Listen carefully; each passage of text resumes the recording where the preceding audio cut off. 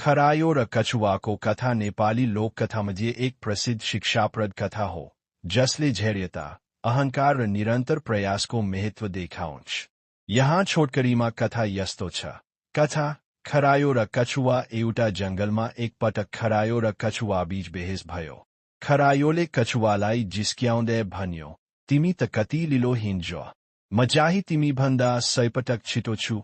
कछुवाले उत्तर दियो, साँच्चै हो, तिमी छिटो हिँड्छौ, तर म धैर्यवान छु। चाहन्छौ भने हामी दौड प्रतिस्पर्धा गरौँ। खरायो हाँस्यो र भन्यो, ठिक छ, दौड गरौँ। दुवैजना दौड सुरु गर्छन्। खरायो तुरुन्तै धेरै टाढा पुग्छ। ऊ आफूमाथि गर्व गर्न थाल्छ र सोच्दछ, कछुवा त धेरै पछाडि छ, अब थोरै आराम गरौँ। त्यसपछि ऊ रुचमुनि सुत्छ। तर कछुवा बिस्तारै बिस्तारै तर निरन्तर अघि बढिरहन्छ। अन्ततः जब खरायो बिउजिन्छ, कछुवा दौडको समाप्तिमा पुगिसकेको हुन्छ। खरायो दौडेर पुग्छ, तर एलिलो भइसकेको हुन्छ।